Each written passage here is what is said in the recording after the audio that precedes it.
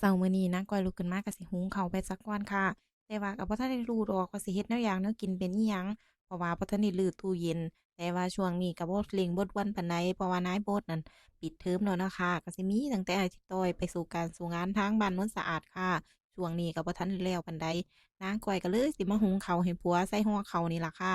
เป็นหยังจังว่าหุงข้าวให้ผัวใส่ห่อข้าวว่าติหลังมื้ออาทิตย์ต้อยเลาก็สิได้ตั้งแต่ข้าวไปล่ะค่ะส่วนแนวอยากแนวกินเลาก็สิไปหาเอาทางหน้า มื้อนี้ก็เลยหุงข้าวให้ผัวไปหาเอาแนวกินทั้งนานี่ล่ะค่ะบาดที่นี่พี่น้องนางก้อยสิเว้าหนึ่งสู่ฟังนางก้อยบ่เคยใช้โทรศัพท์แบบว่าแอนดรอยแม่นบ่บาดที่นี่ก็เลยเอาแอนดรอยโทรศัพท์นั่นน่ะแบบว่า Samsung ไปถ่ายรูปไว้ตัดต่อวิดีโอเสร็จสับเรียบร้อยแต่ว่าไปลบในคลังภาพหรือว่าแกลเลอรีออกเบิดแต่ว่าไปตัดต่อวิดีโอไว้ใน CapCut แม่นบ่พอตั้งแต่ตัดต่อเรียบร้อยนางก้อยก็เลยกลับออกมาลบรูปภาพในแกลเลอรีเพราะว่าน้องก้อยรู้สึกว่า memory มันสิเต็มไหมค่ะ ก็เลยไปลบทิ่มบาดนี้พอจะกลับว่าสิไปพากย์เสียงพี่น้องเอ้ยคลิปมันบอกว่าไฟล์ของคุณไม่มีแล้วอยู่ในถังขยะว่าซั่นใจหายบักคักเลยค่ะฟ้าวไปค้นในถังขยะมันก็สิมีใจจั่งใดเจ้าของลบทิ่มเบิดแล้วเพราะว่านางก้อยใช้ iPhone แม่นบ่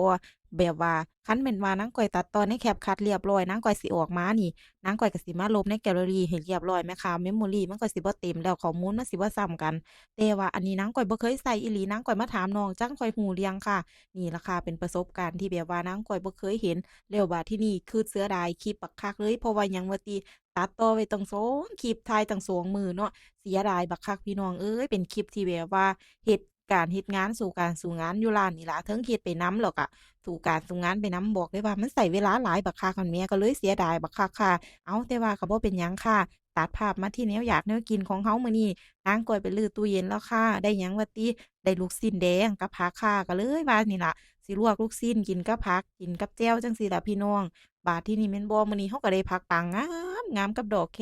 อ้าวเจ้าได้มาแต่ไสย้ายดอกแคกับดอกผักปังนี่นางก้อยซื้อนำรถบักตงเต็งค่ะเพราะว่ายายน้อยนี่เลาสิมีซุอย่างเป็นอาหารพื้นบ้านเป็นผักพื้นบ้านจั่งซี้แหมนางข้อยมักบักคักเลยค่ะเลาสิแบบว่าขายถูกๆแหมพี่น้อง10บาท15 บาทจั่งซี้แหมจั่งใบกะเพาะกะเพราจั่งซี้ก็นางก้อยก็ซื้อเด้อค่ะเพราะว่าหยังว่าติ มันงามแล้วบัดนี้เราก็บ่ได้ใช้หลายแหมซื้อเทื่อละ5 บาทซื้อได้เทื่อละบักกำบักง่างหนึ่งแหมแล้วเราก็ใช้บักโดนค่ะแล้วก็สดก็ใหม่บักคักเลยผักน้ำยายน้อยนี่นางก้อยมักบักคักเลยซื้อกับข้าวน้ำรสบักโต้งเต้งนี่ค่ะคันแม่นไปตลาดนี่ก็ได้คือกันนั่นล่ะจ้ะพี่น้องจ๋าแต่ว่าเป็นหยังนางก้อยไปตลาดคือบ่ได้ซื้อหลายก็ยังซื้อนำบักโต้งเต้งยายน้อยหือเป็นยามใดก็เป็นยามนั้นเป็นจังซี้ตลอดเลยแหมค่ะนางก้อยก็เลยว่าท่าบักโต้งเต้งนี่ล่ะค่ะเห็นบ่พู้นน่ะผักกำลังจากใจอ้าวมื้อนี้เราก็สิได้แนวอยากแนวกิน มีผัดขิงใส่ไก่ที่ซื้อไว้แต่มื้อวานแล้วก็ลวกอะผักแล้วก็ทอดลูกชิ้นแดง